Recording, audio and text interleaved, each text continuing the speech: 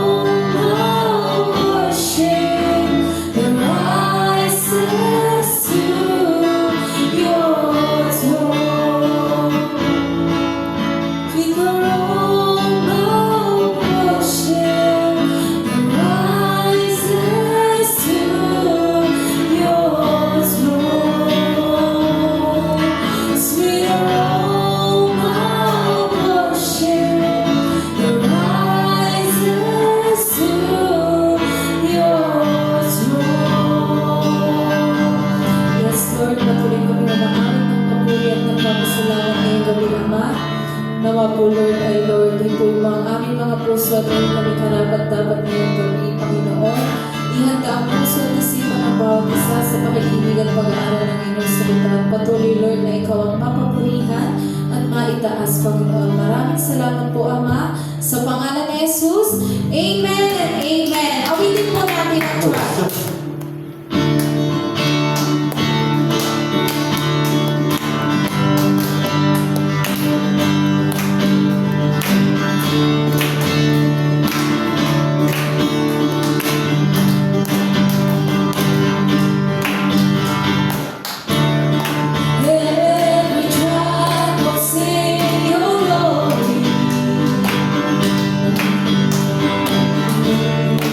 Every name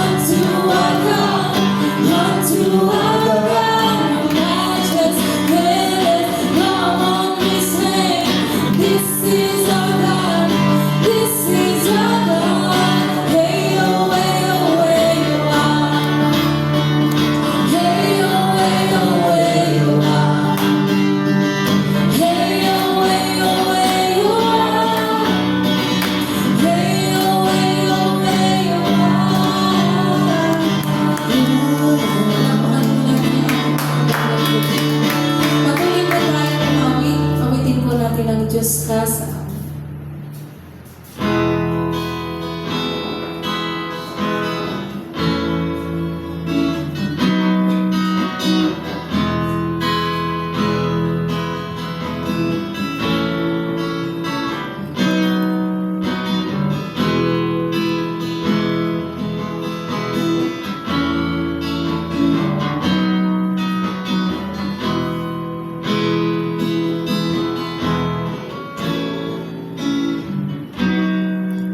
O Diyos, Ikaw ang tunay na dakila sa mundo. Ikaw ang handang mahal ng tulad ko.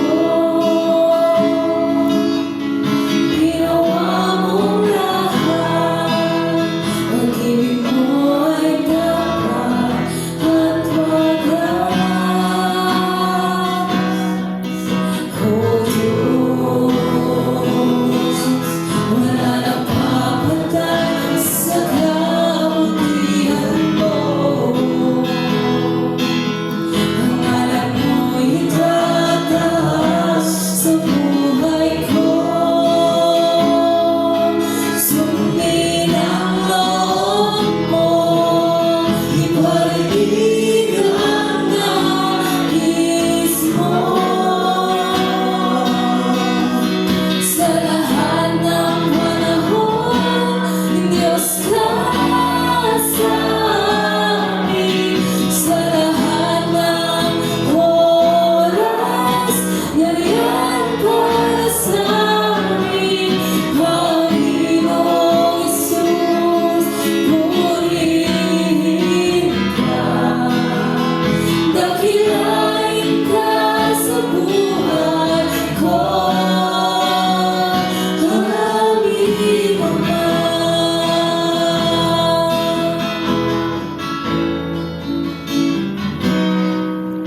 O Diyos,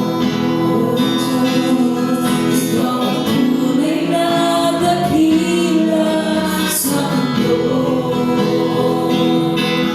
Ikaw ang hari ng mahal ng tulad ko.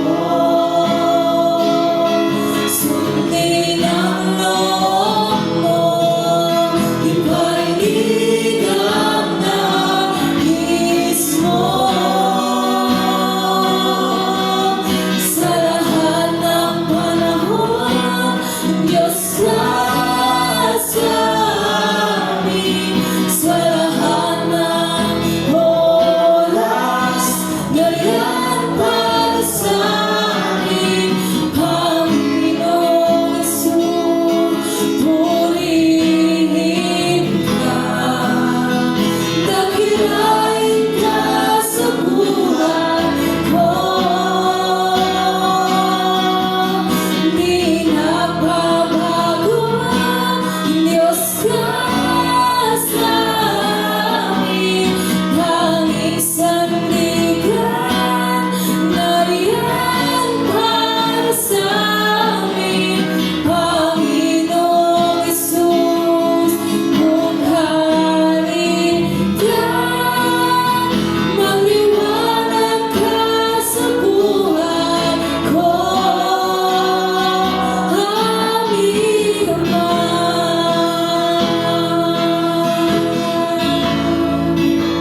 Aming Ama.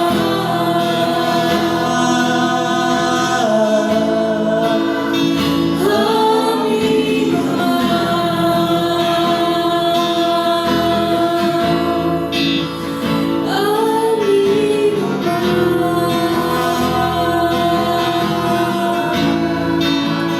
Yes, Lord, patuloy na Ikaw ang maghari sa puso ng bawat isa, Panginoon, Lord. Patuloy na, Lord, linisin, hugugin mo ang puso ng bawat isa, Panginoon, Lord, na maging karapat-dapat. Lord, na mananampalataya sa inyong harapan, Lord, na maging kami karapat-dapat na magpupuri at magbabalik ng inyong salita sa araw ng Lord, sa araw ng aming buhay, Panginoon. Maraming salamat po sa gabi nito. Ngayon po namin binabalik sa iyo lahat ng papuri, pagwa ng ating dapat pasasalamat. Sa pangalan ni Jesus, Amen and Amen. Maraming salamat po.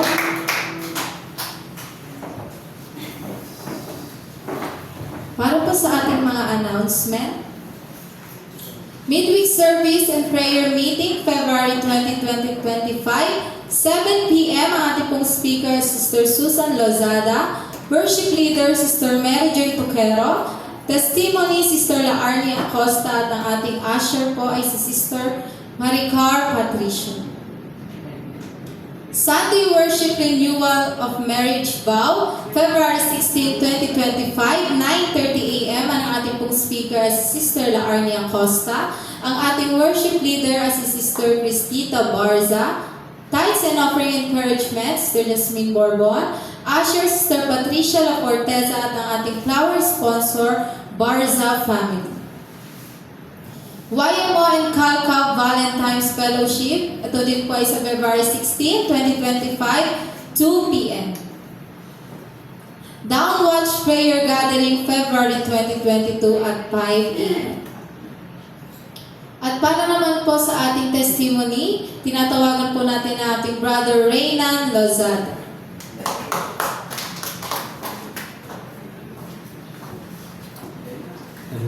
So muli po, magandang gabi sa ating lahat. Salamat po sa Panginoon, siyempre, sa patuloy niya pong paggabay po sa amin. Pagdi po kay May, so yung nga pong February 12, sabi nga po ilang-daos po na aming pong third wedding anniversary po namin. So salamat sa Diyos sa patuloy niya pagsama sa amin, bagamat siya po ay malayo na naman. So yung nga po, dito po sa work ko rin po, salamat sa Panginoon siya sa guidance, sa pong pag-iingat sa araw-araw. At bagay sa po church ministry sa Panginoon sa niya pong patuloy niyo pong paggamit po sa aking pong buhay. Lamang po. Hallelujah po. Amen. Maraming salamat po. Para naman po sa ating God's message, tinatawagan ko po ang ating Brother John Kirch.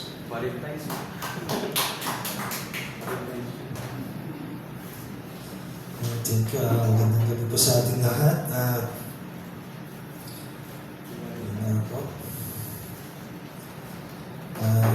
Inanya ko po na lahat po tayo tumayo at open po natin ang ating Bible sa Galatians chapter 2 verse 20. Okay, nandiyan po sa screen yung sige po. Ang sabi po dito, I am crucified with Christ, nevertheless I live, yet not I, but Christ live in me, and the life which I now live in the flesh, I live by faith of the Son of God, who loved me and gave Himself for me. Sige, pinagpala po ang banal na kasunatan. Tayo po yung manalangin. Lord, muna sila na pinupuri ka namin, pinapasalamatan sa gabi ito, Panginoon Lord, na kami narito ngayon magkasama-sama, Panginoon Lord, na para makinig ng salita mo, Panginoon Lord, at mag-worship sa iyo, Panginoon Lord, at Lord, kami dumadalangin, Lord, na paalala mo po sa mga wala pa po dito na ito po ay araw mo, Panginoon Lord, araw ng prayer para sa iyo, Panginoon Lord. Ito pang aming samatayan sa Panginoon Jesus. Amen. Ayan, gandang gabi po sa ating lahat. Hindi ko alam bakit parang hinihingal ako. Medyo. And, sige tayo po yung mag-umpisa na po sa ating pag-aaralan. Dito sa, ayan nga po, Galatians chapter 2 verse 20. Ang title po nito is Living in the Identity of Christ. Ayan nga po. Sige, ito po yung sa Tagalog, kaya hindi na ako ako ang nabubuhay ngayon, kundi si Kristo ang nabubuhay sa akin. Ang buhay ko ngayon sa katawan ay kinabubuhay ko ngayon sa pamamagitan ng pananampalataya sa anak ng Diyos na nagmahal sa akin at nagandog ng kanyang sarili para sa akin. Itong verse na ito ay nagsasabi kung gaano kalalim ang spiritual na pagkakaisa natin kay Kristo Jesus. I have been crucified with Christ. Ito hindi sinabi niya po na para lang sa past event na pangyayari, kundi rin para sa sa lukuyan na pangyayari, realidad ng kanyang buhay at kung ano ang buhay niya ngayon. Pinapakita dito kung gaano kahalaga na pag in-accept natin si Jesus Christ, we become spiritually united with Him, and nung siya ay namatay at siya ay nabuhay. Na yung dating ikaw ay kasamang namatay ni Kristo. Hindi ibig sabihin po nun yung ikaw yung mismo, yung body, ikaw yung namatay si Kristo, ikaw yung kasama niya. Siyempre, we are talking about this yan, spiritual po. Ayan, Panginoon, ayan niya, tinubos niya yung ating kasalanan, namatay siya. At muli siyang nabuhay, na yung bagong buhay natin. And new life, new me with Christ. Hindi po yung sinasabi po natin na bagong taon, bagong ikaw. Kasi palagi yung sinasabi na pag dumadating yung taon, bagong taon, bagong ako na naman. Baga parang paulit-ulit. Siyempre dapat, pagka ikaw ay binago ng Panginoon, dapat, yun na yun. Hindi na kailangan yung paulit-ulit.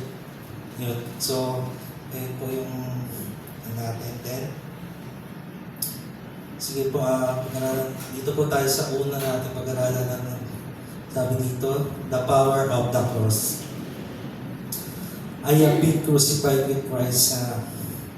Balik po tayo sa sinabi ko kanina. He is not speaking literally but spiritually.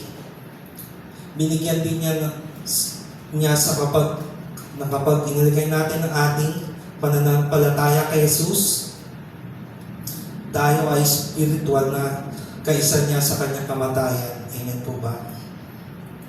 Okay, like what I've said before, it's not physical body yung matay, kundi spiritual. At yun nga, ang lumang pagkatao, makasalanan, ayun yung namatay kasama si Kristo, yung luma nating pagkatao. Ano ba yung tinapos na yung kasalanan natin? And that is the power of the cross. Ang bigat na kasalanan at ang kapangyarihan ng mundo ay hindi na umahawak sa atin.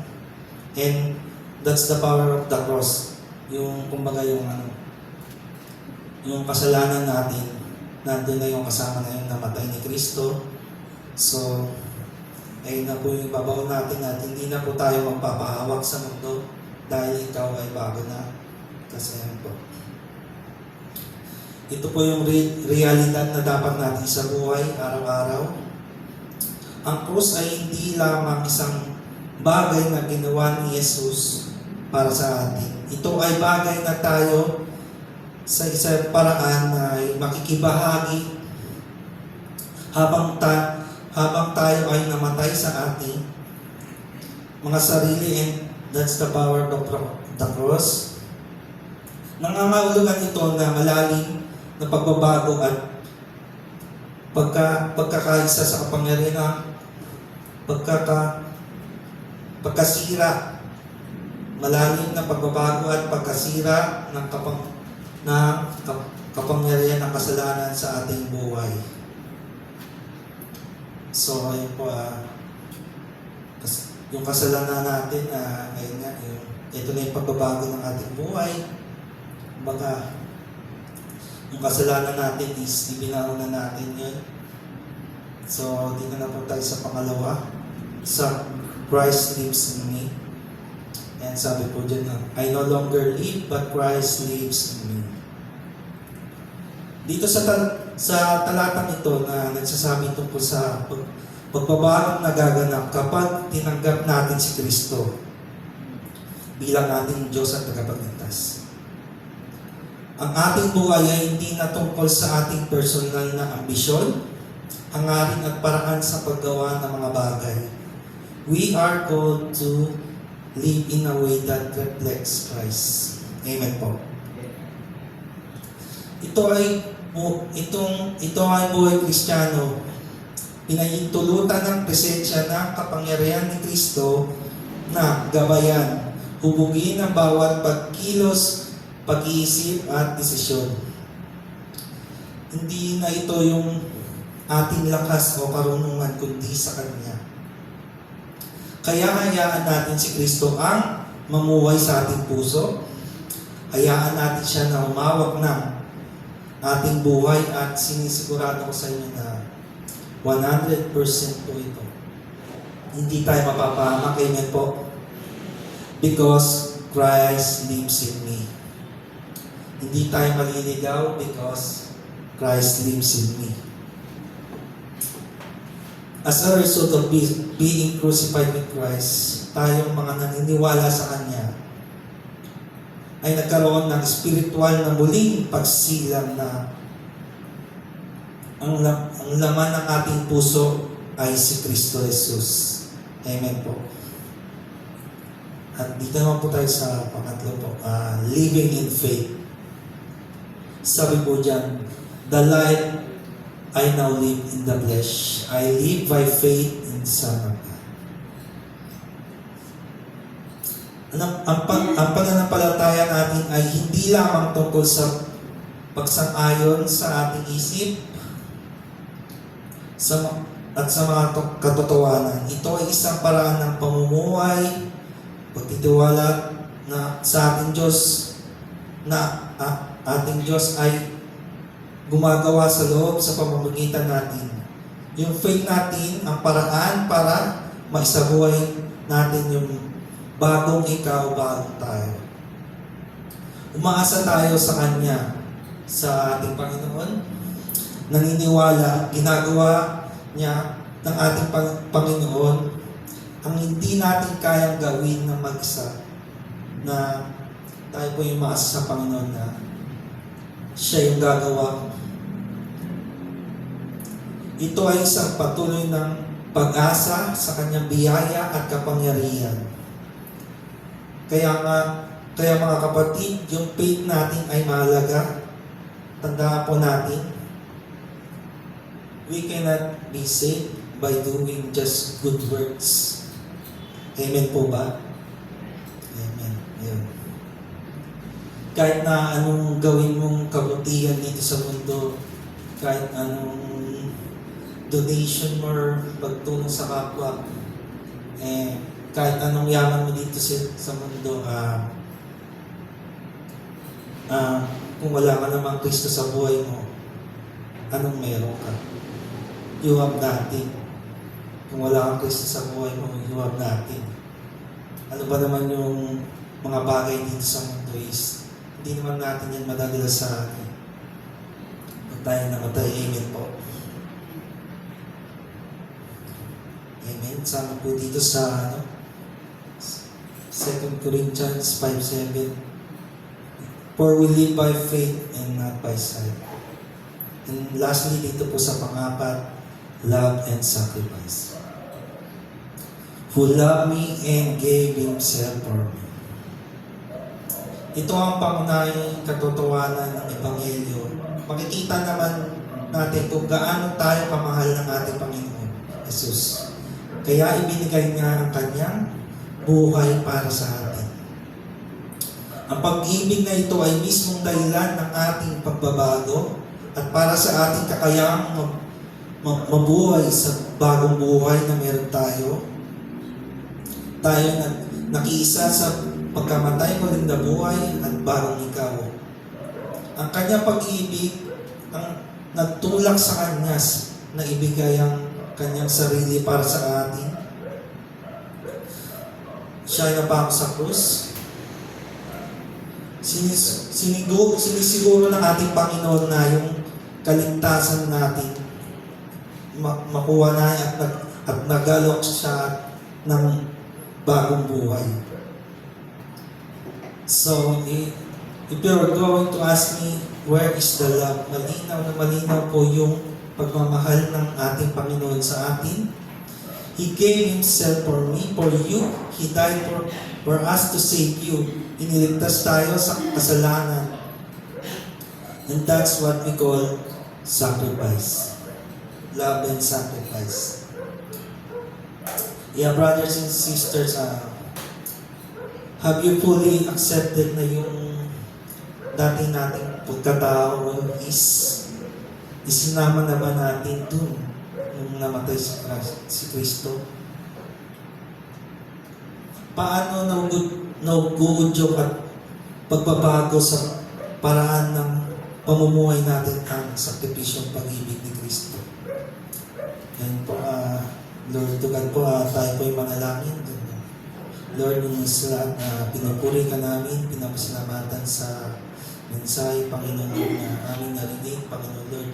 Panginoon Lord, na kami nagpapasalamat sa pagtubos mo ng aming mga kasalanan, sa love mo, sa amin, sa pagmamahal mo sa amin, Panginoon Lord.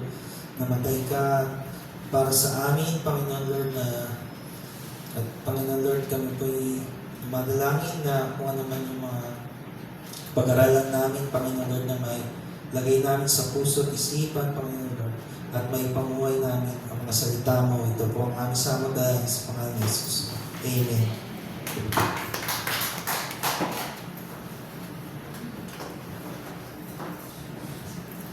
Maraming salamat po. Para naman po sa ating tithes and offering, ang ating pong usher ay si Brother Ray Acosta.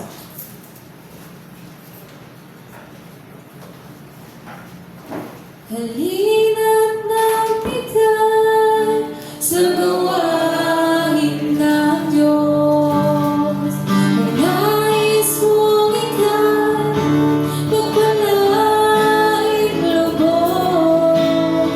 Halina't ihandog ang mabuting natin, kasabay ng pagsamba, pagpupuri.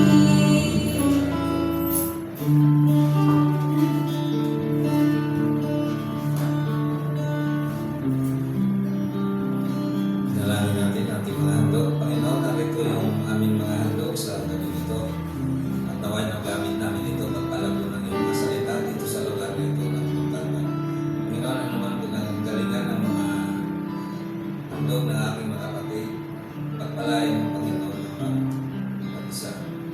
Dalawang Panginoon, ibalik mo ito sa kanila ang siksik-liglig at umahapaw. Itong aming dalangin sa pangalan ng Panginoon Jesus. Amen. Maraming salamat po. Ilanyahan ko po muli ang lahat na tumayo. Para naman po sa ating closing song, awitin po natin ang God So Loved.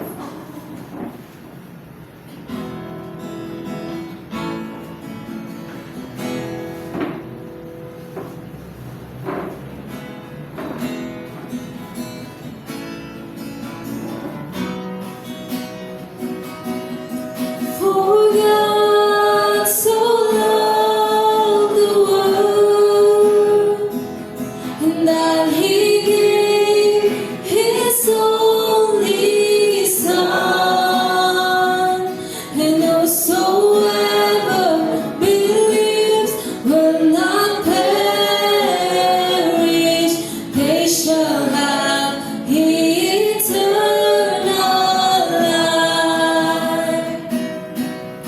For God so loved the world, that He gave His only Son,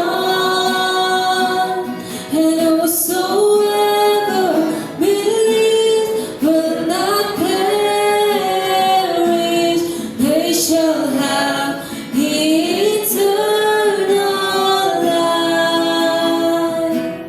They shall have eternal life. They shall have eternal life.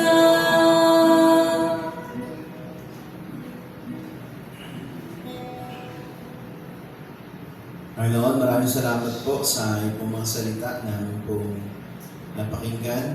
Patuloy, Lord, Ikaw ang Diyos na humubog po sa aming pananampalataya, sa aming paglilingkod. Patuloy na, Lord, lalo po kong palalimin, Panginoon. Dalangin ko po, Lord, na patuloy mo pong pagpalain ng iyong pong mga anak. Patuloy na kanilang pananampalataya, lalo pang lumugo. Magamit po po, Lord, ng kanilang buhay. Ikaw ang Diyos na patuloy Lord na sumama po sa kanila. Dalangin ko Lord na patuloy Lord yung mga layunin Panginoon ay patuloy na matupad, mangyari Panginoon sa kanilang buhay, lalo pa sila maging masipag, masigasig Panginoon sa iyong mga gawain. Lord, sa gabi pong ito, sa aking pagtataas ng aking kamay, paranas po sa amin ang iyong pumayamang basbas. Ang pag-ibig ng ating amang nasa langit, ang patuloy nating maranasan, ang pagliligtas ng ating Panginoong Hesus, at ang patuloy niyang pagpapalago sa ating pananampalataya. At kaya na rin, ang pakikipisa ng Diwang Banal, ang siyang sumaating lahat mula ngayon sa magpakailanman. Amen. Amen.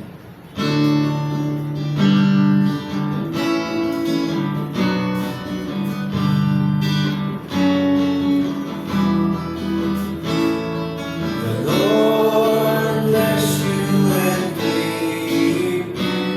The Lord make His patience abound on you, and give you peace, and give you peace, and give you peace forever. Lord, be gracious to you. The Lord make His patience abound on you, and give you peace, and give you peace, and give you peace forever.